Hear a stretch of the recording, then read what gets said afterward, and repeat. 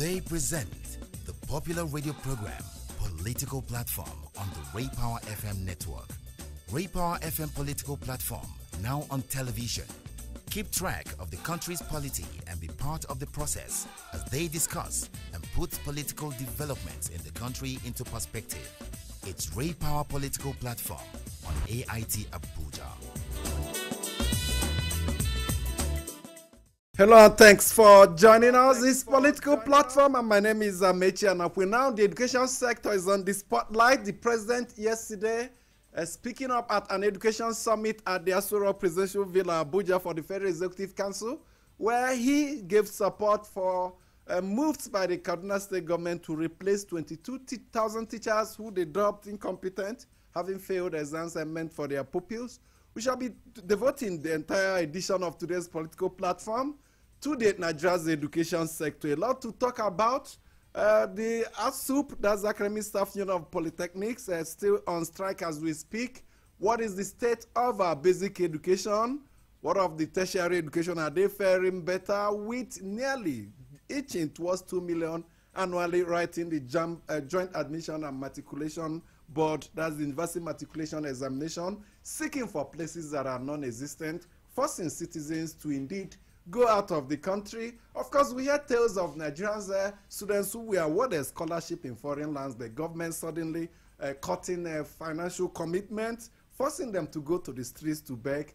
We shall, of course, be taking a holistic look at the education sector against the backdrop of the controversial policy going on in Kaduna State. Of course, we shall be speaking with the Nigerian Labour Congress President Ayuba Waba and, of course, an official of the Kaduna State government, those saddled with the responsibility of managing primary and basic education in that state. Adebayo Boduri is with me in the studio this morning. Amici, I think the president made a very profound statement yesterday that the state of our education is worrisome, and I agree with him. But it's not just for us to end up at the level of lamentation. It's what can we do to bring back the fading glory, apart from the decay in terms of facilities in the school, and then the absence of teaching tools, and then virtually almost everything is from primary to secondary to university is all those levels of education are facing critical challenges, and I think we should not just end it up at the level of lamentation. There are so many things which have been done in the past that seem not to be in existence again. In those days when we have the Students' Loan Board, which children of poor people can approach, and they give them the loan without interest, and upon completion of their university or polytechnic education, they pay the money back. Those ones are non-existent. There used to be bursary awards by state governments, even local governments were giving bursary awards in those days. We don't have them anymore. Then even scholarships, the old northern region, western region, eastern region, midwestern region. One of the joys of citizens of those regions in those days was availability of scholarship for them for further studies. And so if we keep on lamenting, and I think that is not really the problem, the education sector needs to be refocused. We need new policies that will make us to meet the needs of modern time. And as regards the president's support for the action about to be taken by the Kaduna State government, well, it is, for me, I see it as it is right for us to say no when we have people who do not have the capacity, the capability, and competence to teach pupils. But we must be wary of the fact of increasing the level of social problem in society when we throw 22,000 people into the labor market. I've said so on this program, and I hold it that there are ways that we can address it.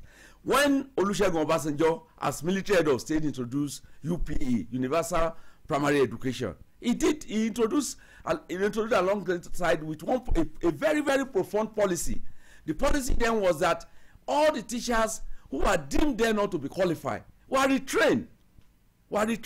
And that led to the expansion of several teachers colleges across the country, which the state government were encouraged to establish then with active support from the government at the center.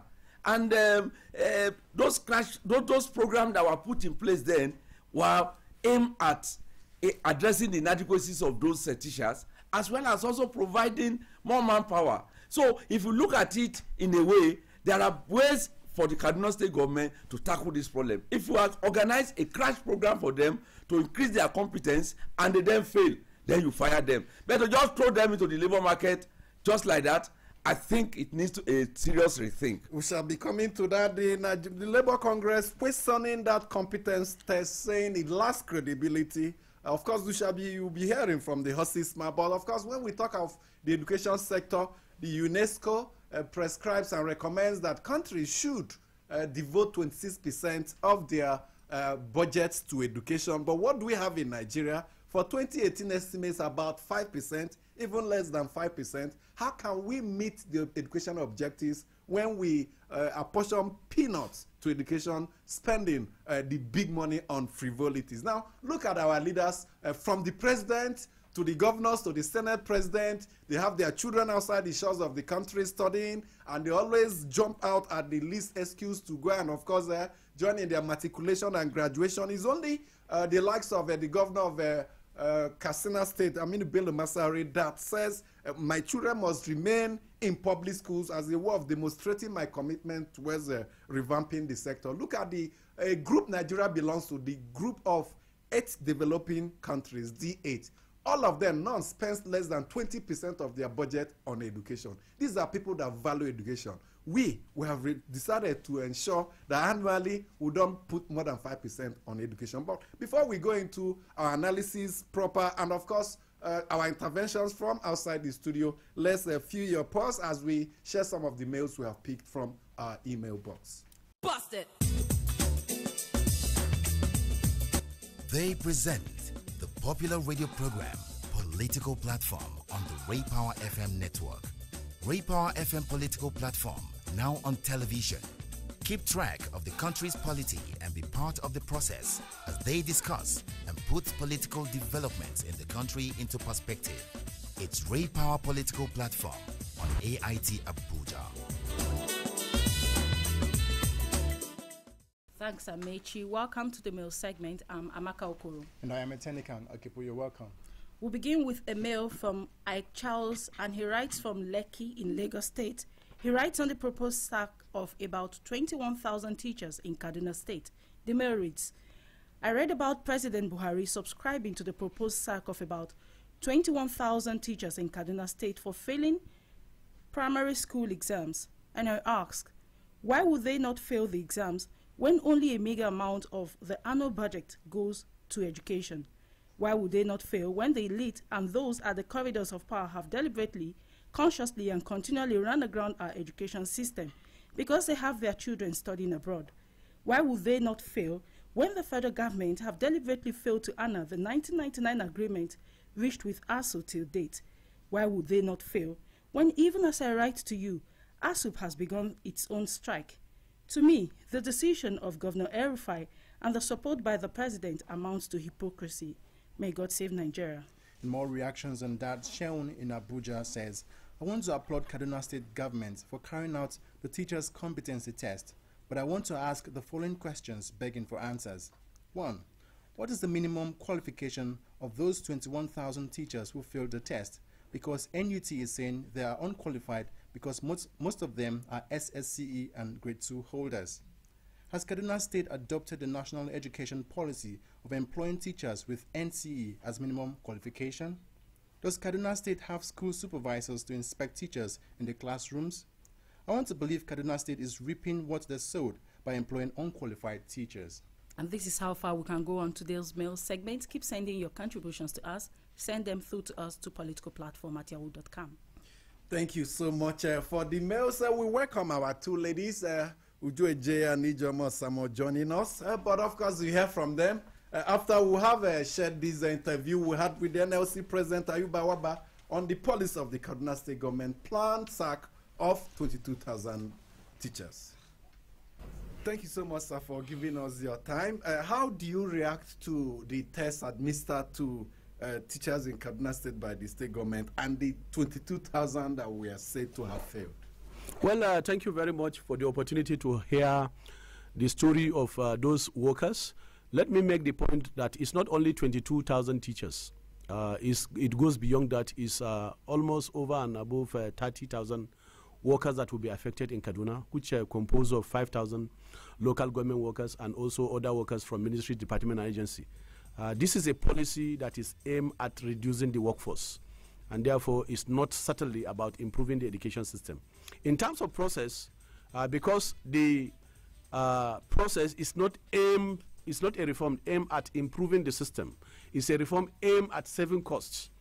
The process has not been transparent because teaching in Nigeria is a profession that needs to be regulated, and therefore a teacher's competency can only be tested by the regulatory body, which is the Teachers Registration Council or the National Teachers Institute. In this case, because the ultimate is to reduce the workforce, this agency and also the Nigerian Union of Teachers was denied the opportunity to actually participate in the process, especially verifying whether truly those teachers have actually failed the competency test. We have also found out the result that was released later by the state government.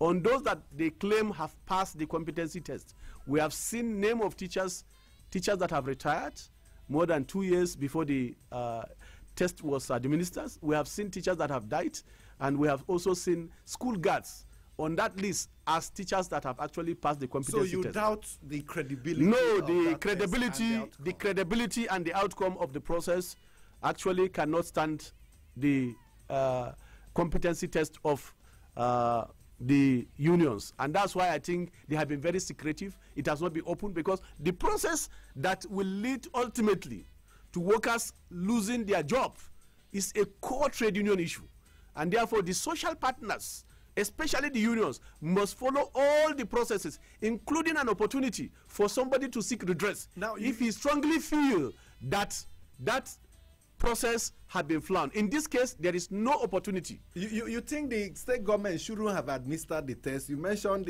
another body has been responsible for regulating and ascertaining the quality of teachers. Certainly, teaching is a profession. Just as you cannot use anybody to test the competency of a medical doctor outside the Medical and Dental Council, so also it is out of place for you to use anybody to test the competency of a teacher outside the Teachers Registration Council, because today in Nigeria, by law, teaching has become a profession. So this is the first flaw in the process. And this happened because of the fact that the government have a fixed mind to reduce certain number of teachers, because their thinking is that when you reduce this category of teachers, most of them, those on high levels. For instance, you know that teachers have a grade level, NCE, from level 7 up to level 14. So if you reduce all these category of workers that are on high grade level of salary and replace them with workers on level 7 on fixed salary of 25,000, automatically your aim is to reduce the workforce. Are you saying so the not government quality? Is trying to replace certainly. What they wanted to do is to replace this category of workers with workers that they will employ that will be on fixed salary. This is the truth. This is the reality. So when you now exit workers on different grade levels. Fixed salary of how much? Fixed salary of about 25,000, I was told. I'm not sure of it, but it's a fixed salary, because you are bringing all of them at the same level with a fixed salary contract, and that is the driving force.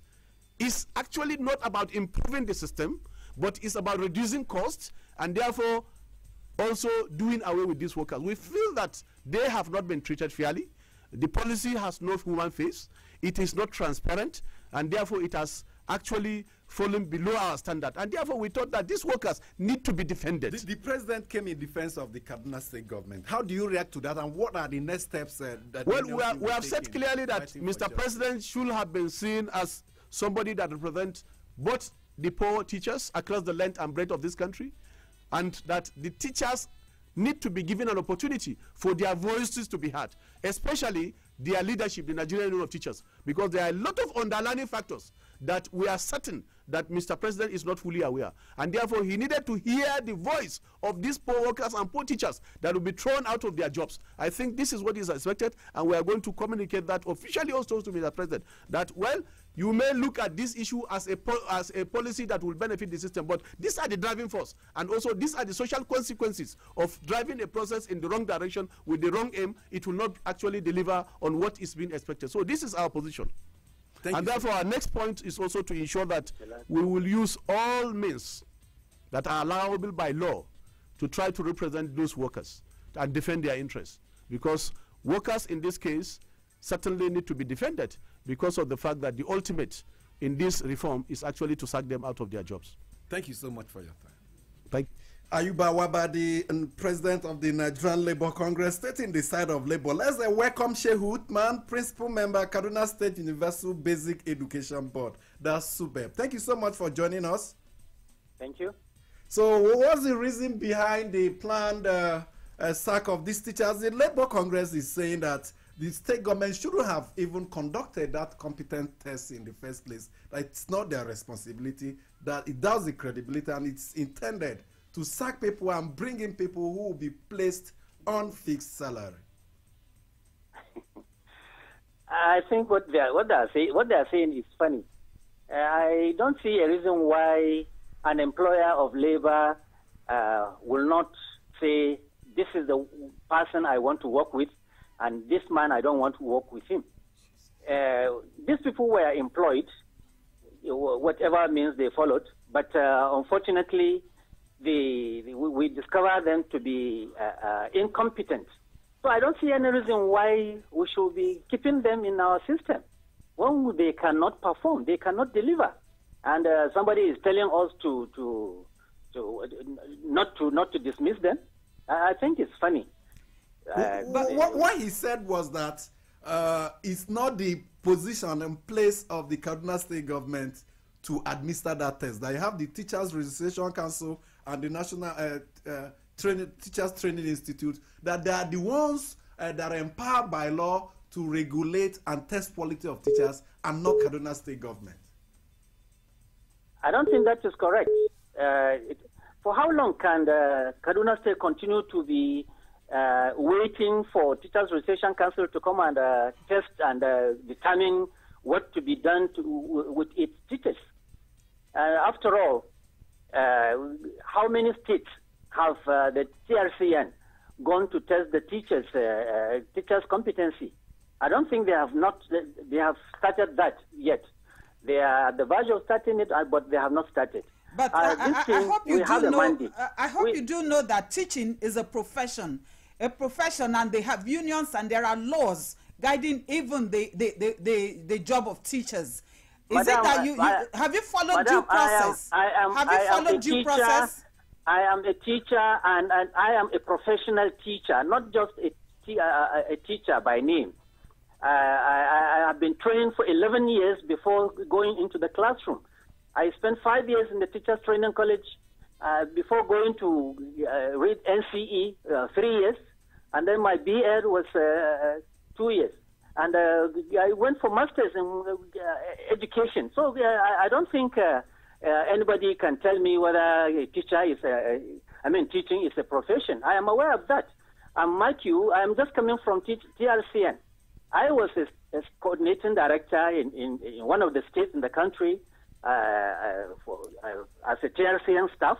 So I know everything that goes on in TRC. So what do you have to say about the allegation that names of people who are already dead came out from the results that you presented? Does that not show that the exercise is not to be trusted? Well, these are just gimmicks. They are just saying it for selfish interest. There is no way we can have teachers that cannot perform in our schools. We have innocent children to defend. These children are being taught by quacks, and we shouldn't allow that to continue. Whatever they are saying, I think they're only saying it out of selfishness. Education is not something to be toyed with. Education should not be politicized. I think let's call a spade a spade. We have to be serious on whatever we are doing. Let's look at our past. You as a professional teacher, you knew, as a matter of fact, before the current universal basic education, we used to have UPE, universal primary education. And what the military government of that era did was that most teachers that were judged as incompetent then were sent back for crash training program, and that gave rise to the establishment of teachers training colleges across the country. Can this system also be employed in Kaduna State? To establish teachers training colleges? No, what he's saying, to train and retrain these teachers before taking the final decision of sacking them. The governor of Kaduna State, after being sworn in, when we started discovering that we have problems in education, you may not believe the colossal sum of money he has given he has spent in training teachers. Even last year alone, the government spent nothing less than 300 million naira in training teachers.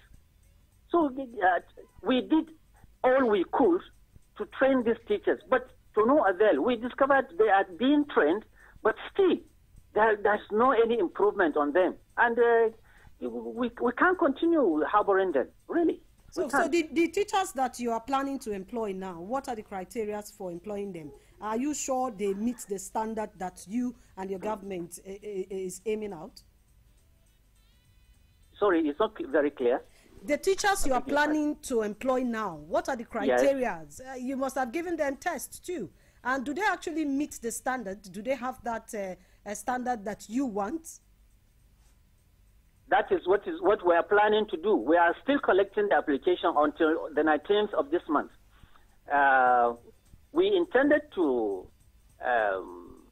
administer tests to them and mark the tests as usual, and then invite those that scale through for an oral interview, oral interaction with them, before we now finally decide to give them the employment letters. And again, I want to inform you that those teachers we say they should go, we still give them another opportunity to reapply. When they apply, sit for our test, and when they pass the exams, we call them for interview, they pass, they scale through, we're going to readmit them. And this time around, we're going to give them special concessions. How true is the allegation in some quarters? Them to continue from where they stop, which means they are not going to lose any grade level. Okay. How true is the allegation in some quarters that it might be political? A question of one political party employed, another one comes into power and wants to do away with them and bring in their own people. Because even right now, there's a bit of contradiction. You said you've tested them, they are not qualified. In another breath, you're telling us that you will also give them another test, and if they qualify, it's not too clear. Madam, I am telling you, you can send your agent to come and verify what we are doing. This thing is never political. We are fair in whatever we are doing, and these people didn't pass the exams, and they are going. And those who are going to employ, we are going to tell them, the moment you pass, you are invited, you are welcome. You're going to be enrolled into our teaching sector. So for someone to sit down and say it is political, I think he's just deceiving himself. What some of them have said was that you shifted the goalpost while the game was on. That you initially said that the pass mark was 60%, but all of a sudden you shifted it to 80%. Is that right? Good. That's the question I'm expecting from you. You see, there is this committee that was set up by His Excellency. I mean, the committee was to determine the kind of test to be administered. And the secretary to the government chaired the committee. The head of service was a member. Some commissioners, and the NUT itself is a member. TRCN is a member. All the labor organizations in the state, TUC, NLC, the nurses, all the labor organizations, including NOLGI. They are all members of this committee. And after the test, the result was delivered, was given to the committee. The committee recommended, please mark this very well, the committee recommended to the Executive Council of the state that 60% should be made the pass mark. I don't see any reason why an NCE holder cannot pass primary 4 exams 100 over 100. I don't see that reason. But we say 60. That was our recommendation. But when the report reached the Executive Council, they decided that, okay, we are not going to take this 60 as a pass mark. We want 75. In fact, some of the members insisted that it should be 95, not even 75. But the governor of Kaduna State, in his magnanimity, said, no, let's bring it down to 75. And that 75 was agreed. So we didn't say 60 is the pass mark. We recommended to the Executive Council 60 being the pass mark. And the Executive Council decided that 75 should be the pass mark. That was what happened. NUT was there. They are part of the committee. We only recommended. Yeah. Let's take a look at one issue that this is being thrown up as a result of this incident. The Kaduna is gradually becoming home to criminally minded people. Are you conscious of the implication of throwing 22,000 people into the labor market? Of course, we are sending 22,000 people into the labor market. But what is the system we are going to? We are not dismissing these people. Dismissal is different from disengagement or retirement. These people have served for a number of years, and by the civil service rules, everybody knows it.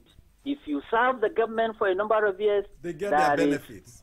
They get their benefits. Now, in one word, teachers are going to get their benefits. Our time is up, but in just one word, is it true that the people the teachers you are going to employ, you're going to put them on fixed salary? No.